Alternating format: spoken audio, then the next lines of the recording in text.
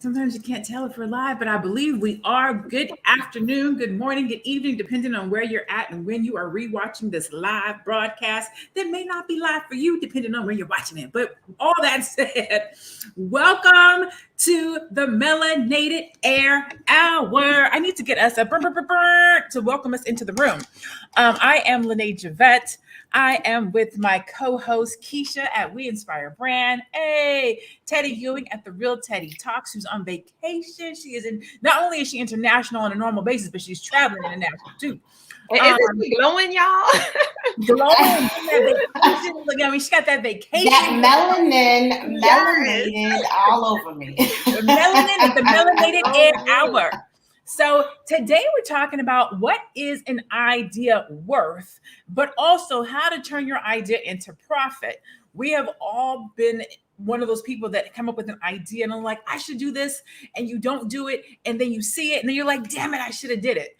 Well, Teddy and her husband have been having conversations about this and brought it to the Melanated Air Hour, and we thought it was a dope conversation. So I'm gonna turn it over to her to kind of lead us into this conversation today. Hello, everyone. Thank you, Lene, for introducing this. This has been an ongoing debate between me and my husband because he is my number one stunner, the COO of our business, and he is like my pillow talker, my idea generator, and I use him like a lot, right? So as he's giving me these ideas, maybe you guys have seen Why Did We Get Married? I don't know if it's the first or the second one, and the Janet Jackson character was getting a divorce from her husband, and he was trying to get a piece of her book and all this. And he was like, I gave you those ideas. She's like, no, you didn't. But so that's where we are, right? So my husband gives me wonderful ideas, but neither of us are taking a profit from the business. We just do it till we're there, right? So we have this argument about what is an idea worth. It's like the idea can be a great idea. Like if I had the master plan to build McDonald's, right?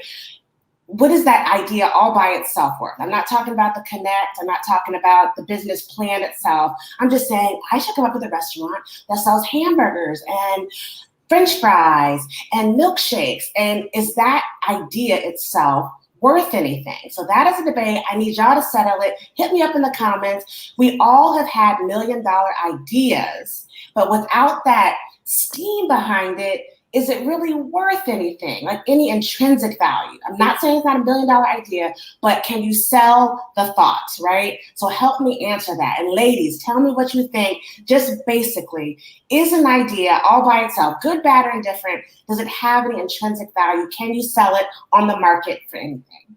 Ooh, that is a great question. And you talked about McDonald's. I'm going to come back and talk about McDonald's for a second. But before I do that, thank you so much for tuning in, everyone. I see the hellos. What up, Chicago? Hey, Ramel. Thank you for the shares. If you are tuning in, please thumbs up, thumbs up, thumbs up. Like this video, share this video. We are going to talk to somebody, help somebody out there that has had an idea that they didn't follow through. Now, if you have ever had an idea and then a month, 2 months, a year later, you saw it, somebody else do it, raise your hand in the comments, say me, say I had an idea, I didn't execute, somebody else came up with it. I want to see how many people can weigh in on this conversation. Now, let's talk about McDonald's because you made a good point. McDonald's started out as McDonald's with the golden arches and creating hamburgers, but they were not actually the people who took that idea to the next level. I forget the gentleman's name who came in, looked at McDonald's and says, yeah, this is undervalued. You guys are not properly utilizing this establishment. He took it over, turned it into a franchise, and it's a multi-billion-dollar company. So sometimes even when you have an idea, you may not know how to fully execute it to get it to the promised land. Yeah, I forget what when we literally wrote this down, you said you and your husband were having this conversation, and you said, here it is. You said, what is an idea worth? A lot of us have $1 million ideas or $0 ideas. And here's the thing: $1 million idea can be a $0 idea if you don't execute on it. Exactly. It's like you could have the $1 million idea, but do you have the $1 million worth ethic? Exactly. So that's the question too. So it could be $1 million idea, but you don't have the work ethic or the execution to back it up. So in my mind, an idea is not worth anything if you're not willing to move on it, if you're just sitting on it. And there's two groups of people in my mind that just sit on ideas. You have the people that have the ideas and they're not motivated to do anything. They just sit on it, whatever. And then you have the second group of people that have the idea and there's this illusion that they're moving, but they really aren't. And these people are suffering from analysis paralysis. So these people, they could be educating themselves, they could have a mentor, they have all of these plans and they're writing it down and they're like, yeah, I'm moving. But because they aren't executing or implementing all of these ideas, all of these plans that they have, they're not going anywhere. So it's the illusion. And I feel like these people are worse off than the first group of people that I spoke about, because the first group of people, they didn't plan on moving. But the second group of people, like I said, they think that they're moving and they are moving, right? They're on a hamster wheel, but they aren't moving forward. Yes. Yes. Too often. I talk about it all the time. I'm sorry to interrupt, Lene. No, go ahead. No. I was going to say, I talk about all the time the paralysis of analysis, right? Like you have the idea. So if you know anything about business, you know how hard it is to get something up, running, successful, blowed up, right? And if you know nothing about business, then you are the one that thinks your $1 million idea is literally worth $1 million.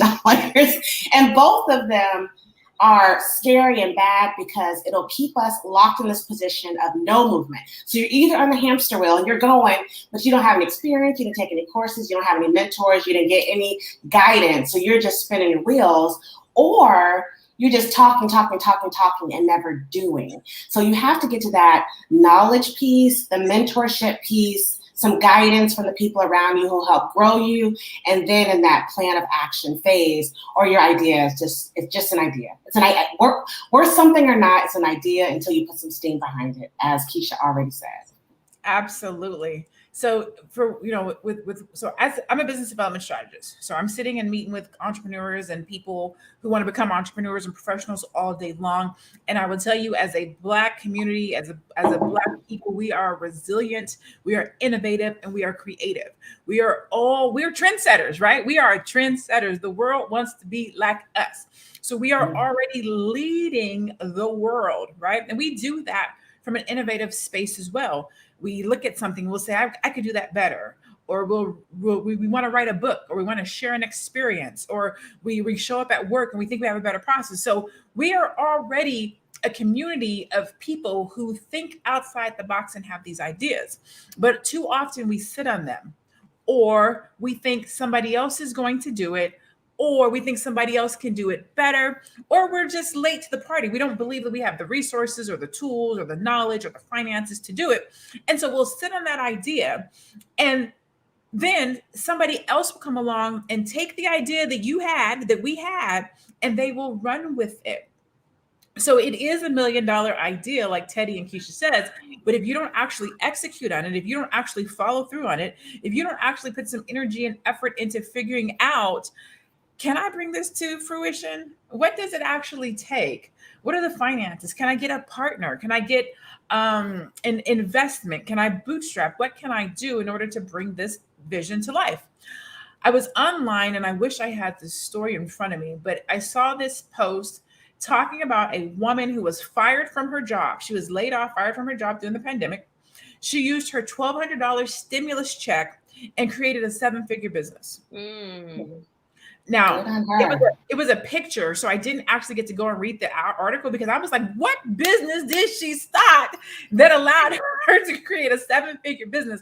And it was in something like 90 days. Like, it's something stupid. Like, she used her $1,200 stimulus check to create a 7-figure new job in like less than 3 months or something crazy like that.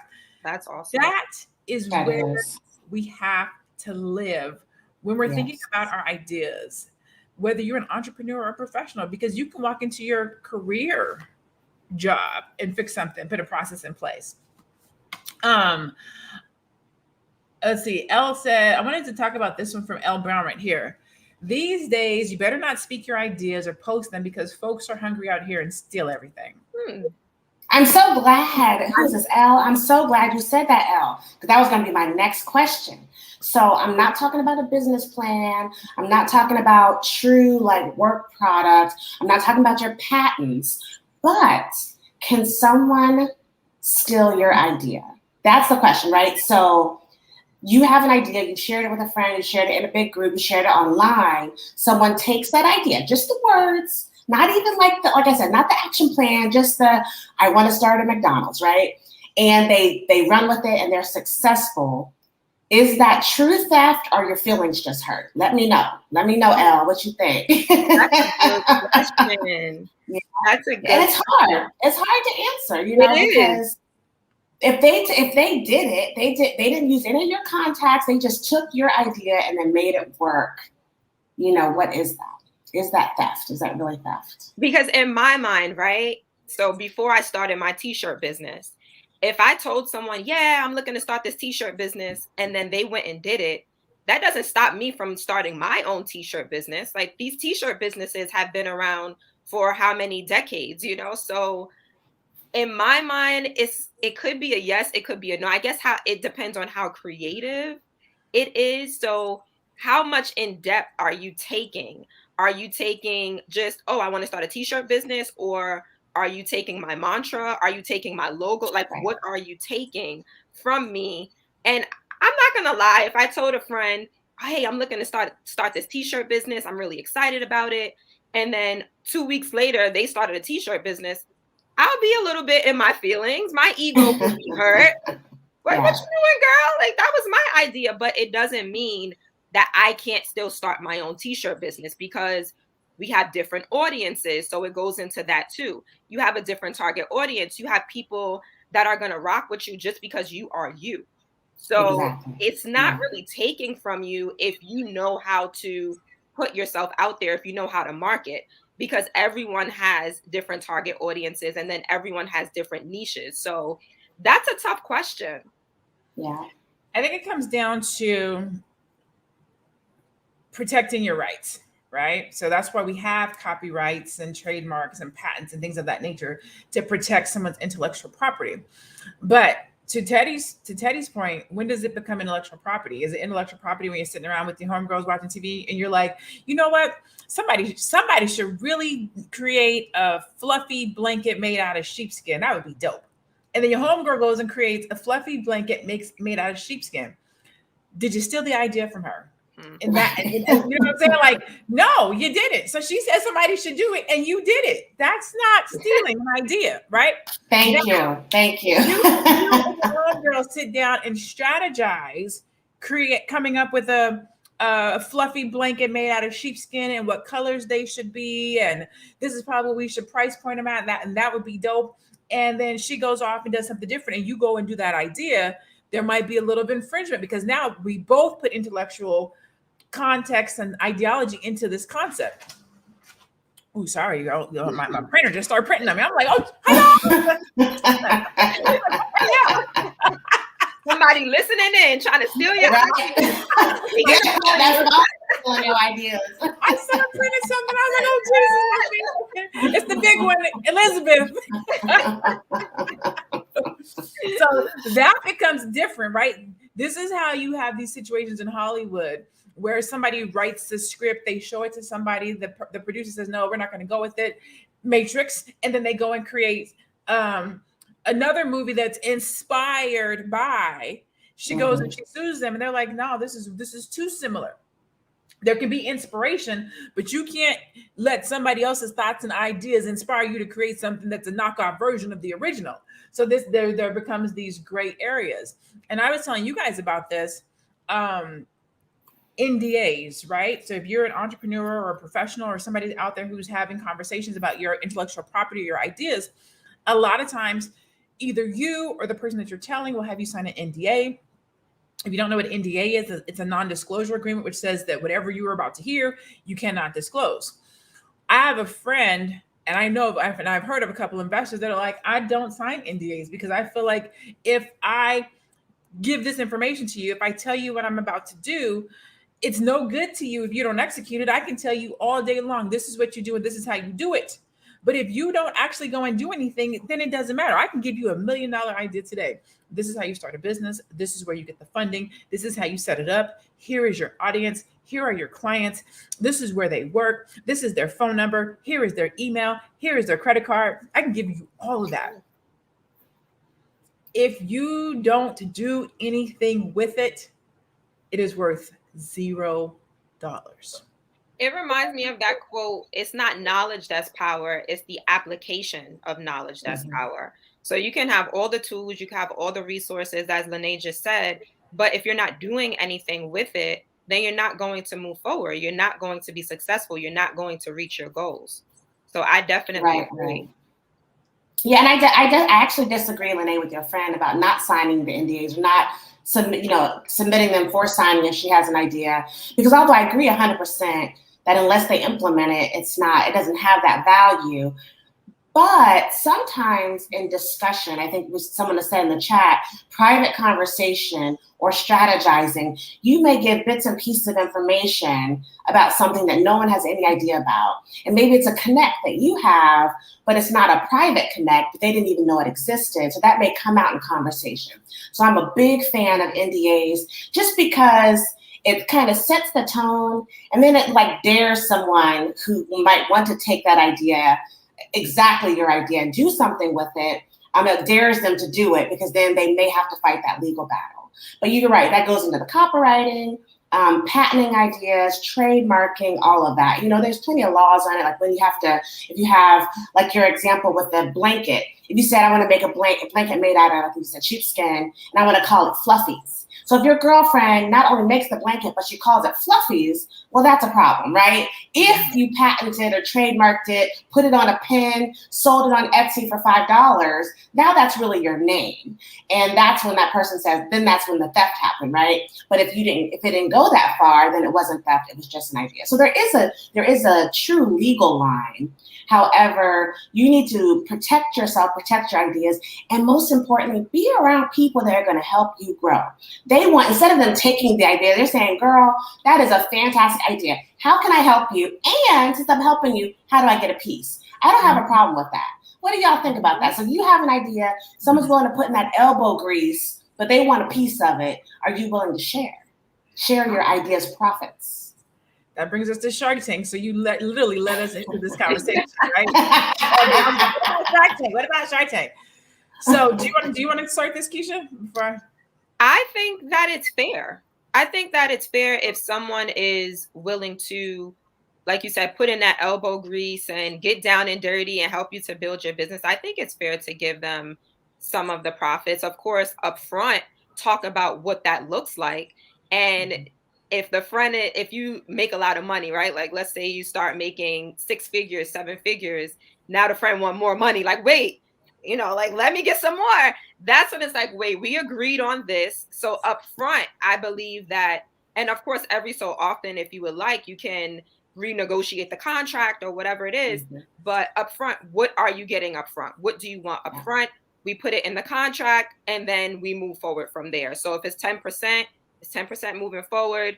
Don't ask me for 50% when you see I'm blowing up. Leave it at 10%. You said the magic word, contract. We don't do contracts enough in our community. We go off words. We're not gonna have the Karen Silver conversation again, but we gotta make sure that we are setting expectations, that we know what we're getting, that we know what we're offering, that we know how this relationship is going to work. We need an operating agreement. We should probably have our SOPs in place. And these expectations should be set at the beginning. Again, I'm going back to the prenup. Make these arrangements when you like each other. Make these arrangements when you're excited to work with each other. Because when things go sour, it becomes difficult to it's difficult to go back and remember what you said 5 years ago, right? That's just right there. 2, when you're angry and there's frustration, it's difficult to be polite and nice and kind and considerate. If there's $1 million at stakes, people start changing when money is involved. So you want to make sure that you have contracts. You want to make sure that you're setting these expectations.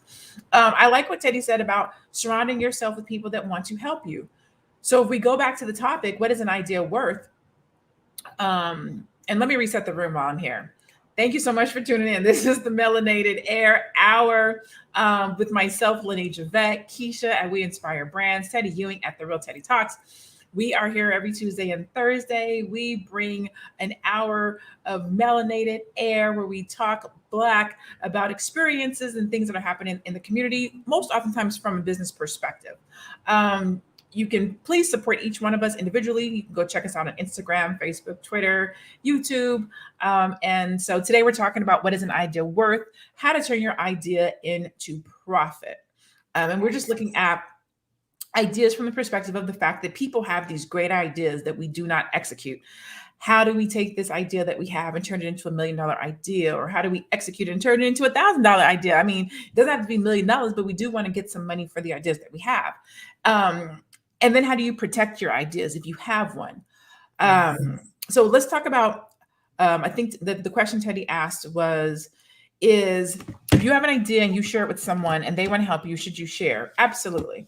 I believe that you should get paid for your knowledge or information, what you bring. If you think about a Shark Tank, right?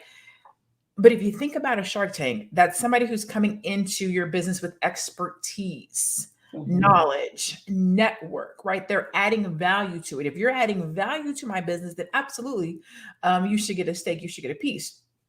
The thing is vetting these individuals and making sure that people that you bring on actually know what you're doing, or actually know what they are doing, because I have seen it time and time again where people are just getting started and they're bringing on people who are actually deterring them or taking them away from their goal, or they don't have the knowledge, or they're spending a lot of money trying to execute a goal or a dream or a business, and it's based on the people that you have around you. So you definitely want to make sure that you are hitching your wagon to people that know what they're doing, that are going in the direction that you're going, that have knowledge. We talked about mentorship. We talked about coaching, strategies. I try to get people to get away from plans. And there's a difference between a plan and a strategy. Too often we create a plan or a to-do list. I want to start a business. And what? Right. Start a business. Okay. Right. That's not a plan. That's your to-do. So then they'll take it a step further with the plan. Buy a domain, get a website. That's a plan. But that's not a strategy. So when we think about really turning what is an idea worth and how you turn it into a profit, your idea is just as good as your strategy. Like literally, it's as good as your strategy. How are you going to execute it? How are you going to implement it? What do you need? What does it cost? Who are the people? How long is it going to take? What platform are you going to put it on? How are you going to produce it? Who's going to manufacture it? When are you going to bring it to the public? What's the launch date? Like there's all these things that go into it. And I think that that's where people get afraid, or they get fearful of actually launching their idea, is they don't know how to put a strategy in place to bring it to execution. I like that you said that, Lene, the strategy versus the plan, because when you have the strategy, you have dates in place. You have these launch dates and you have these things in place where it's like, okay, I have to execute, right? When you have a plan, and I just made a post about this, tomorrow oftentimes becomes tomorrow again. So if you say, oh, I'll do it tomorrow, and then tomorrow comes, it's like, oh, I could do it tomorrow. And then it's always this tomorrow. So I feel that when you have the plan in place, when you have the to-do list, it's like, oh, I could do it later. But when you have that strategy, you know that you have to meet these deadlines. And it's not necessarily the case when you just have the plan. Right. You said it, Keisha. And I want to, while Lene is resetting the room, I'll let y'all know I'm not in my normal office environment. I am in the Maldives. I had to look it up how to pronounce it. The Maldives, getting my sun, getting my glow. It's like midnight almost. So, but I am living my best life. But it had me thinking, this whole topic is about, a good passive, semi-passive income strategy is to be that mentor, that person for people trying to start their businesses. So if you have some business acumen, you've been there and you've done that, you've run a business, you've started successful online sales, whatever, there's a lot of people trying to come into it. So in a Shark Tank reality, if you have the funding and you have the know-how, a perfect way to help to give back to the community and get your piece, right, and get your passive income is to help people start businesses. So if someone has that, it's a great idea to start. And if you're looking to start and you don't have those connections, you don't have that know-how, and you may not have the time or energy to take the courses and watch YouTube videos to get started, maybe you can find someone, a Lene business strategist, Teddy Ewing exit strategist, someone that shows you how to start a t-shirt business, like step by step by step. That is who you need in your life. And it just makes it, then tomorrow can be today. Because really what keeps us from doing it today is you have to buy something. You have to figure it out. You have to watch. I'm posting on Instagram and I feel so old sometimes because I'm learning the new techniques. I'm learning the stories and all that. But there's so much new stuff. And I'm like watching YouTube videos and say, how do I like jazz up my stories? I'm not afraid or ashamed to do that and say, let me learn from these young people and see how they're doing it. Let them get their ad revenue from YouTube so I could be better. So you have to grow yourself with other people. Again, that your team is going to make you. Your team is going to make you. You really can't do it by yourself. You cannot. You cannot. You know, you made a great point, Teddy. Shameless plug. Let's just go ahead and do some plugging right here. One of the things that I think, and you hit the nail on the head, is individuals come up with these great ideas and then they don't feel supported in the idea because they don't know where to turn to get the support. And so you'll sit on that idea instead of reaching out to someone that can help you, right? So for example, thank you, Celeste. She says, great advice and information. Thank you, ladies, for sharing your knowledge and experience. You are so welcome. A lot of times people just don't know, right? So for example, if you are interested in starting a t-shirt company, or you've thought, you know, and when you hear t-shirt company, you don't even really think about what that entails, right? Right. There are t-shirt companies for single women. There are t-shirt companies for Black women. There are t-shirt companies for nonprofits. There are t-shirt companies for just for kids or just for girls or to empower. There's like you don't think about how elaborate it is, but then you'll also talk yourself out of it and say, there's too many t-shirt companies. There's not a t-shirt company by you. Nobody started it by the way that you will and put your stank on it. Like we don't think about that, right? Well, guess what? Keisha actually helps people start t-shirt companies. So if you had that idea and you've been sitting on it and you haven't executed on it, you actually know somebody that can help you start your t-shirt company, or at least talk it through to see if it makes sense. Maybe you are thinking about leaving your corporate job and you're trying to figure maybe your innovation is to become an entrepreneur, or it might not even be to become an entrepreneur. It might just be to leave your job and try to figure out what comes next. How do you exit corporate America? What does that look like? What do you need to have? How do you put that idea together? Guess what? You know, Teddy is an exit strategist. So that's literally what she does. But you may be talking yourself out of exiting or launching or starting because you don't know what to do or how to do it.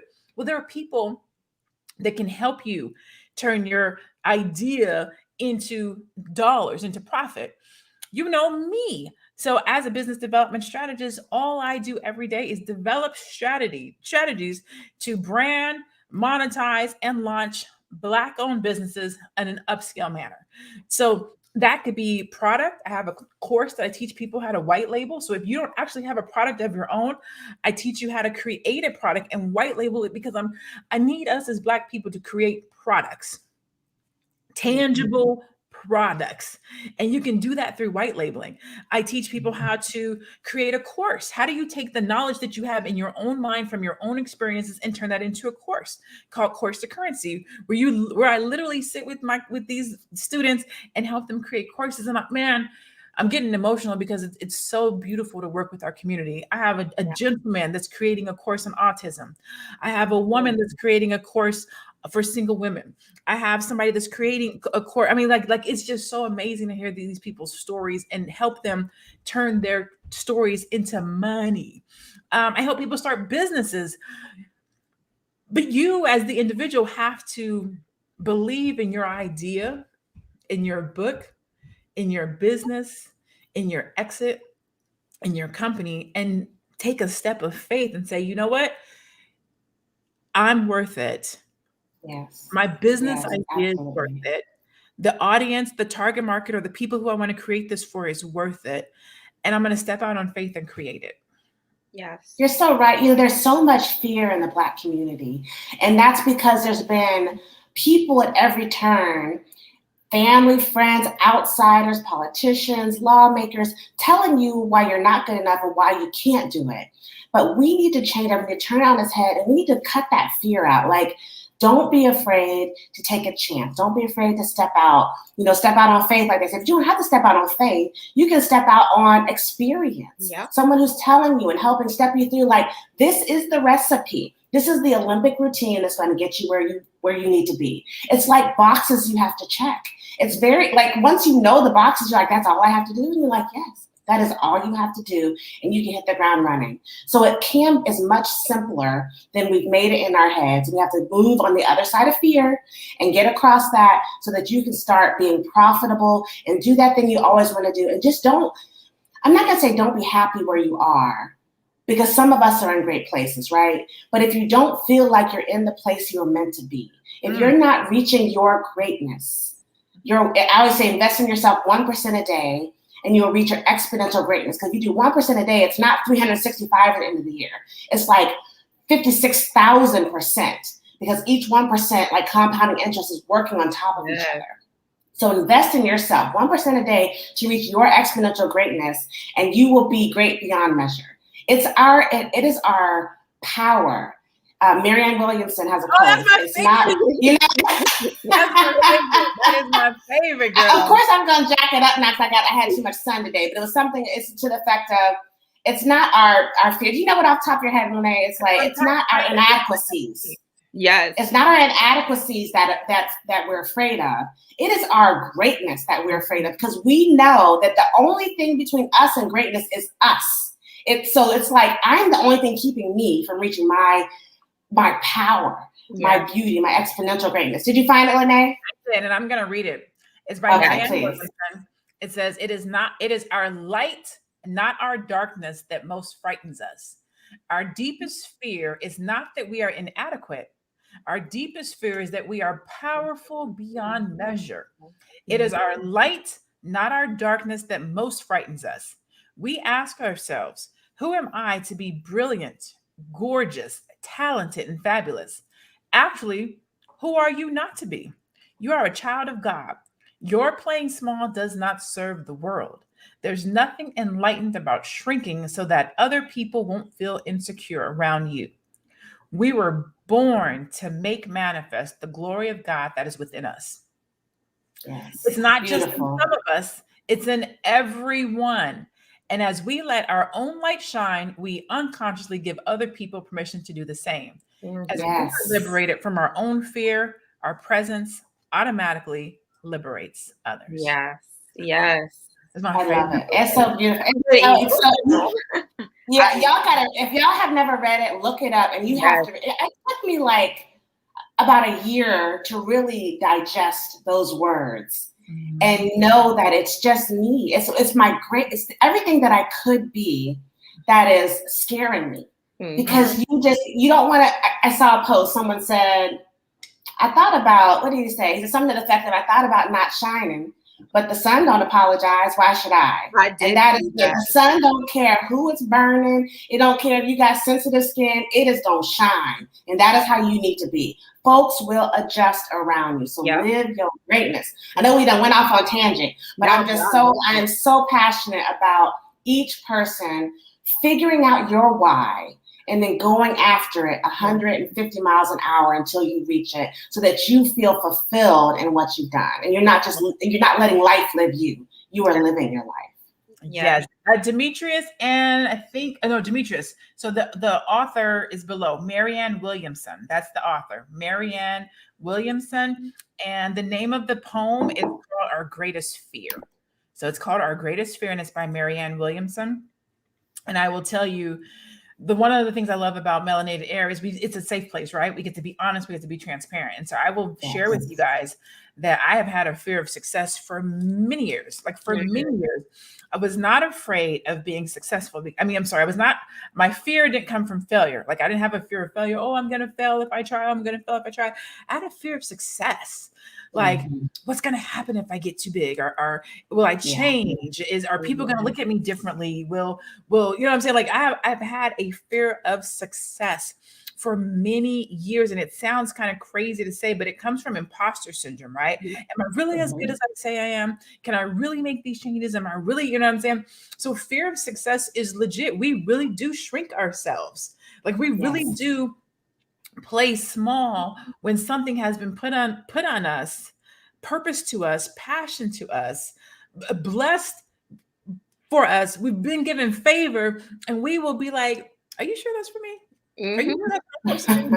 Are you sure I can change the world? Are you sure I can inspire Black people? Are you sure that I can help Black businesses grow? Like me, just little old me, little old me. Like, you know what I'm saying? And then it's amazing because like I don't even take in the totality or grasp the magnitude with what I do and how I help and how I inspire until somebody brings it back to me and like, because of you, I published my book. Because of you, I hit 6 figures. Because of you, I left my job and I started my own business. Because of you, I was able to get the job. Like it blows my mind, and it's never enough. As you guys know, I'm in therapy, and my therapist asked me the other day, I had therapy yesterday. She was like, "Why isn't it enough? Why are you always looking for the next thing?" And I'm like, I play such a small role.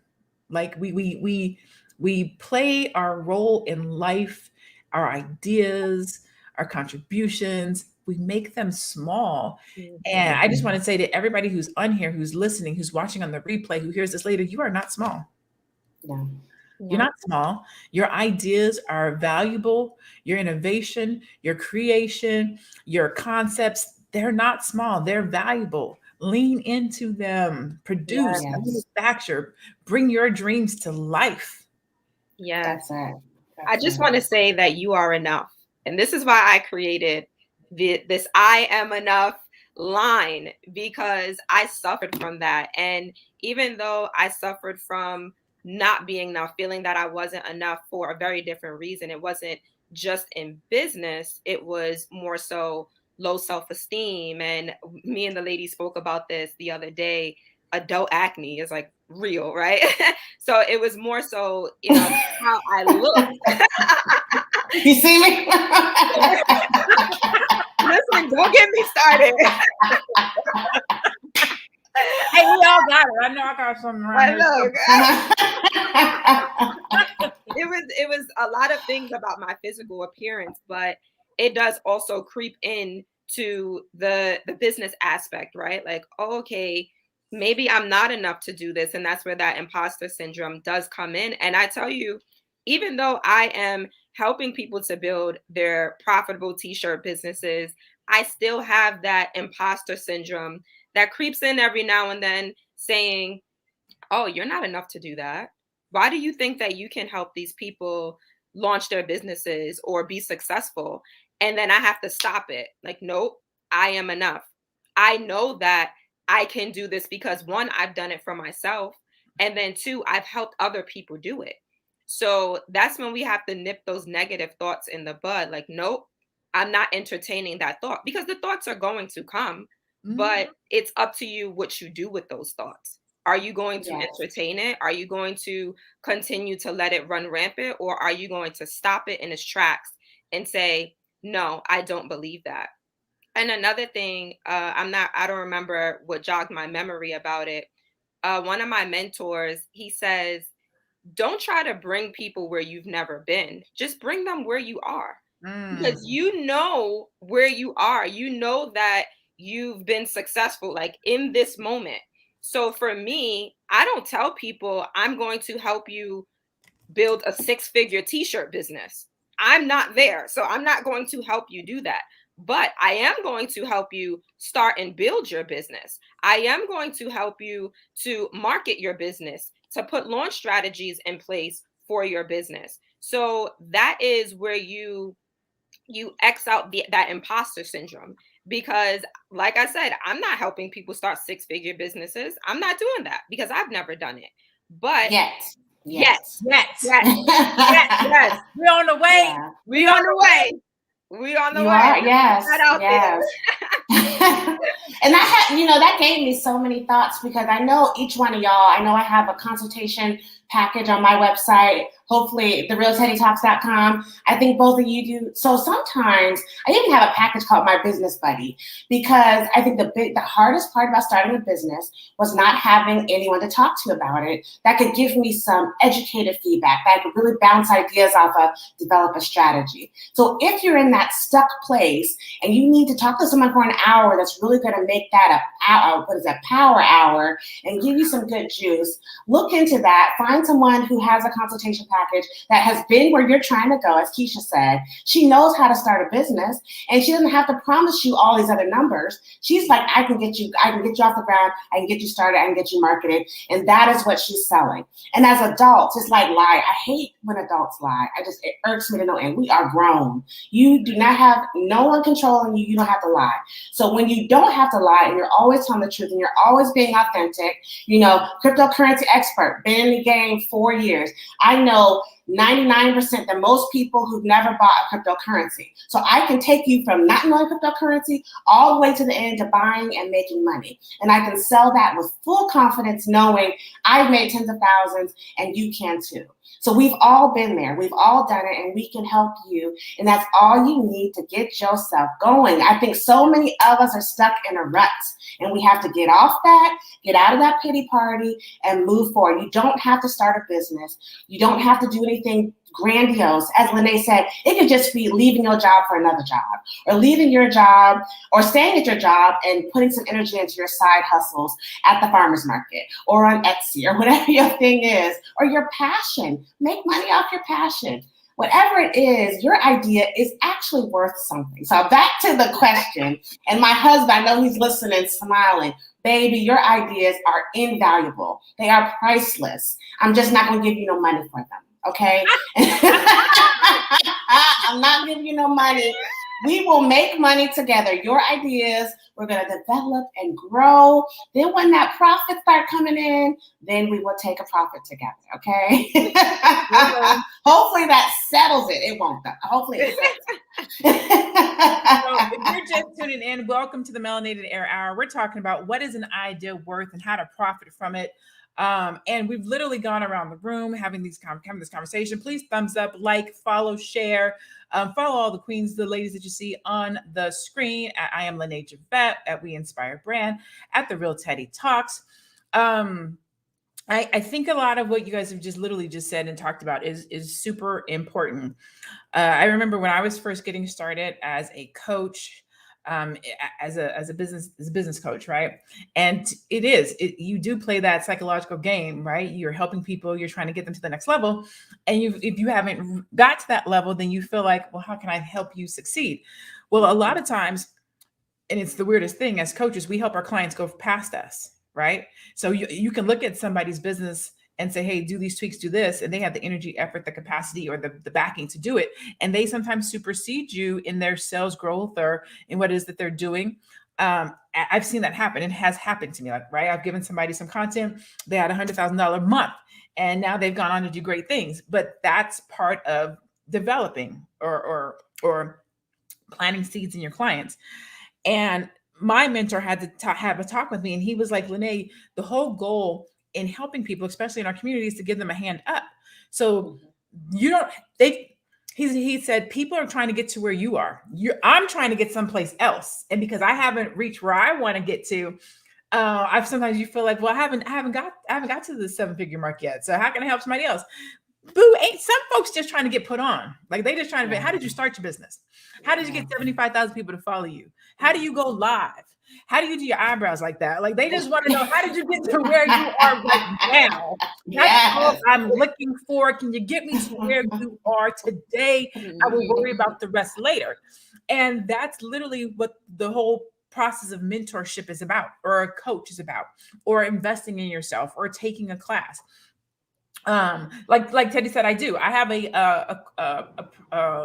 it's not really a bundle, but I do a strategy session. It's called Upscale My Business Strategy Session, but I also have one for life, Upscale My Life Strategy Session, where I literally sit with a person for an hour to an hour and a half, and we come up with a strategy for their life. We come up with a strategy for their business. This is what you do. This is how you do it. This is when you do it by. These are the colors that you're going to use. This is the voice that you're going to use. This is the time that you're going to post. This is what you're going to show them. This is how you're going to show it. This is what you're going to execute on. This is the business that you're going to start. This is where you're going to put the business. This is the platform. Like, if you have an idea and you don't know how to bring it to life, you need to get with somebody who does. Do not sit on it. There are people that know. Now, I say that to say this. There's a lot of people out here in these internet streets that do not know what they are talking about, and they do not know what they are doing. Yes. Make sure that when you go to execute on your goal, execute on your dream, execute on your idea, that you are partnering with or getting with somebody that knows what they are doing, that they have a track record, that they can show you. They should have some testimonials, some client love. Somebody should have said something good about them, right? They should have a portfolio. They should have something that shows you that they can do what they're telling you that they can do, or just watch them. Like, I've had people who have watched me on social media for like 2 years and then be like, okay, I'm gonna purchase something from you. Like, I believe her now. Yeah. Oh, you're still here. You still here. And then I have other people who will purchase something from me for somebody else. They're like, you know, I don't even need anything from you, but my sister, she needs help. So I'm going to hook you up with my sister. Right. So just, if you're not sure, watch people, see what's up. Now, I want to go to the comments because your college course, you are in here asking some of the dopest questions. So let's answer these questions. Let's do you think that a barter system would be best for small Black? Okay, so we'll start with this one. We're getting close on time. We're going to start closing this down in about 5 minutes, but I'm going to try to get to these questions to the best of my ability. Okay. The question is, let me pull it up on the screen. Do you think that a barter system would be best for small Black women in business? Skills don't know a thing about European American dollars. I'm not sure what the last part means, but we'll address do you think a barter system would be best for small Black women in business? Can I just say that I have a barter system with my best friend, and she is a life coach. I am a business coach. And what we do is we join each other's programs, and then we give each other feedback. So you should improve on this. Here's what you can do. Even t-shirts. So I taught her how to start her t-shirt business. And she surpassed me in her first 2 weeks as far as sales. So just going back to what Lene said earlier, I think you have a really dope coach or a really dope mentor if your clients are surpassing you in your business. I think that's phenomenal. But yes, me and my best friend, we have a barter system. If I launch something new, as far as a hoodie, a t-shirt, I give it to her. If she launches something new, a hoodie, a t-shirt, she gives it to me. We're able to market each other's stuff that way as well. So I love collaboration. I love barter systems because I think that it can truly work if done the right way. Yes. That's like exponential growth. If you got 5,000 followers, she got 2,000 followers, someone's got 10,000 followers, add that up together. If you guys are working together, that's how many followers you all have pushing each other's stuff. As long as it's not direct competition, do it. Do the damn thing. Do it. That's what sisterhood is all about.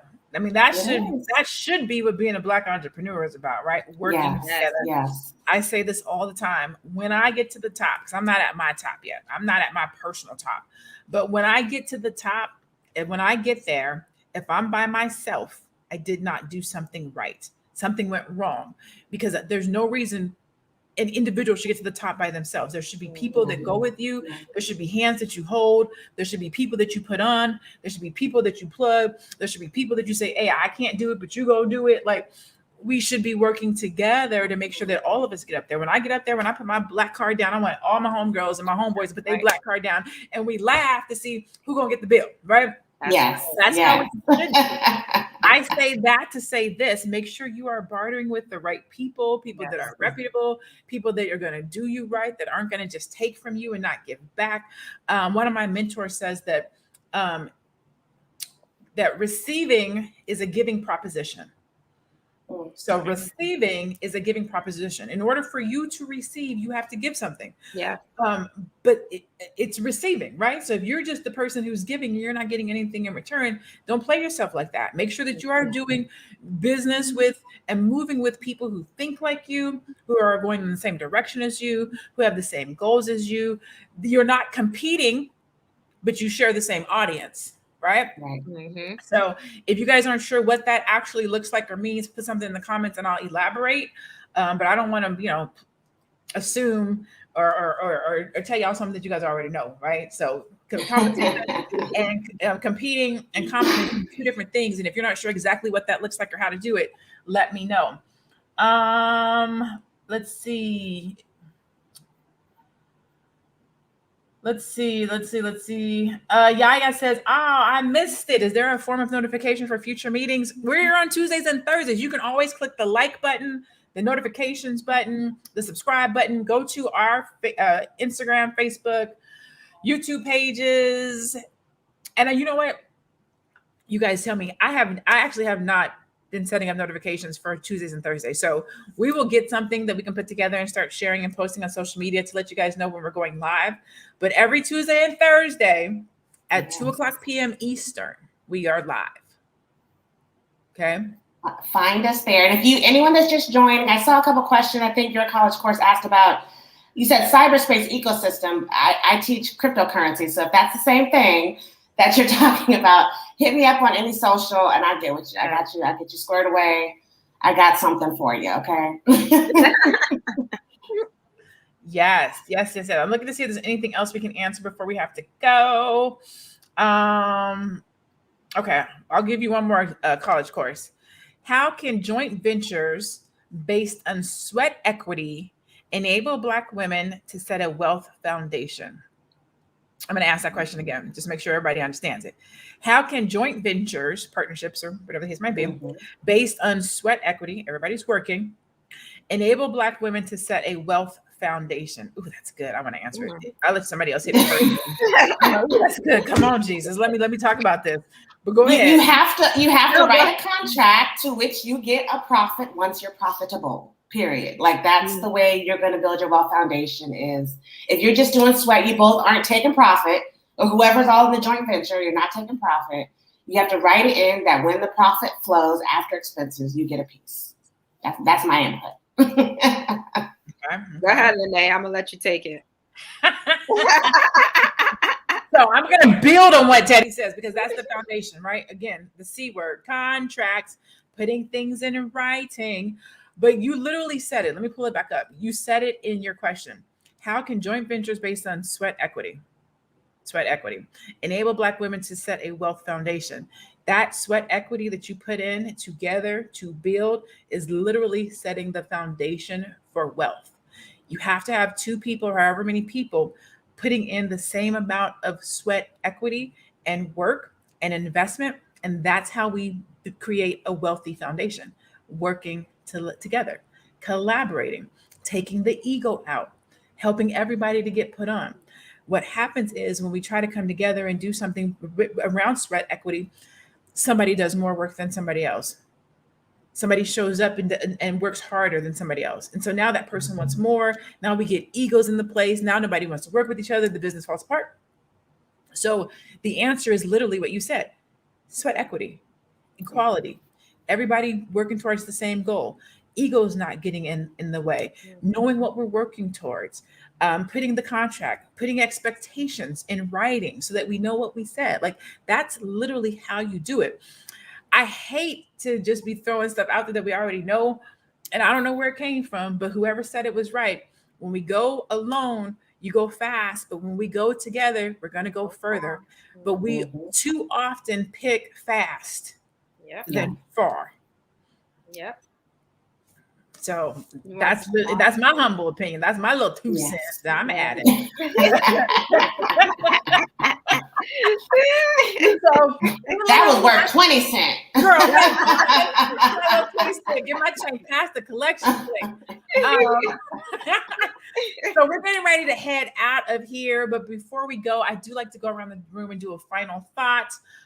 So I'll somebody can take it away. I'll Go take ahead, it. Keisha. I will take it.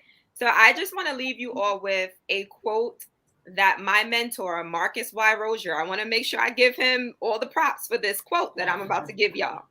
He says, "Don't be addicted to education, but allergic to execution." So Oh, say that again for the people in the back. Say that again. It was Marcus Y. Rozier, y'all. Go follow him.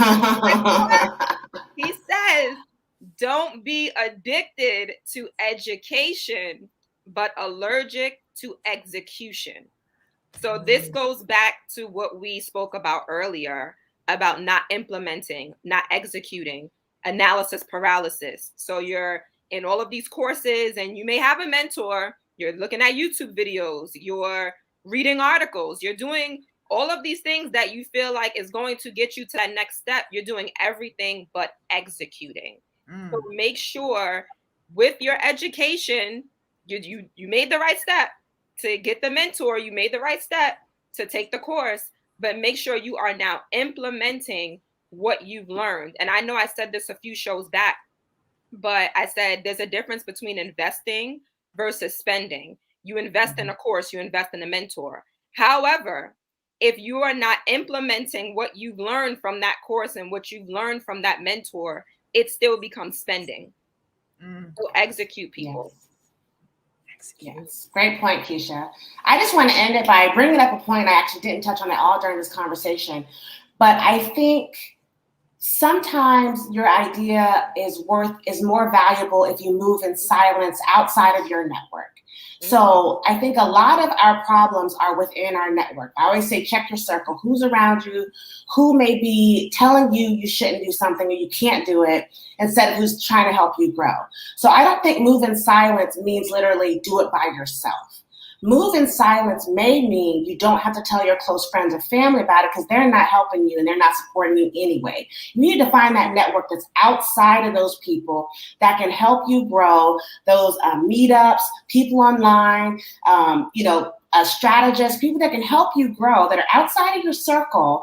Then once you've got your strategy set up, your action plan, and you are starting to implement these things and you're blowing up from the inside out, that's when you can tell the people around you, because then it'll be too late. It won't matter what they say and they're giving their, half-cent advice, because you're doing your thing. You thought about it, you worked it out, and then you can do it. So move in silence does not mean move by yourself. It means you don't have to tell the people that may not be supporting you. Tell the people that are going to support you. Yeah, that's all. I like it. Okay. Keisha, Melissa said, "What's his name? Where did the quote come from?" That is from my mentor, Marcus Y. Rozier. There you can find him on Instagram. You could check out his website. But yeah, Marcus Y. Rozier, and that's Rosier. Boom. And then Adon Ben Yisrael, I hope I don't mess up your name. You said, anyone on this platform have any crowdfunding besides help with a patent that I have for clean energy? I don't have any. However, I do have a crowdfunding course. So if you're interested in crowdfunding, I have a class. If you go to thecrowdfundingblueprint.com, again, that's crowdfundingblueprint.com. I have a course that can help you prepare for crowdfunding. I raised $10,000 in 30 days doing crowdfunding, and I do teach it because I think that Black entrepreneurs, being that we can't just walk into a bank and ask for money, crowdfunding is a dope source of and way to raise funds for your business. So if you're interested in that, check that out. I'll end with Elle Marie, who says, "Thanks, ladies, for your platform. You are so welcome." Thank you all for tuning in to the Melanated Air Hour, where we literally just spend an hour talking about things that are happening in life, in entertainment, in the world, we're trying to say with politics, but just things that are happening and looking at them from a Black perspective, from a business perspective. And so we appreciate that you Thursday at 2:00 p.m. Eastern. We're on multiple different pages. Our own page, Melanated Air Hour, will be coming up by the end of this week, so you can follow us there. But for now, please go check us out individually. Check out my Instagram at I am Lene Javette. Check out Keisha at We Inspire Brand. Check out Teddy Ewing at The Real Teddy Talks.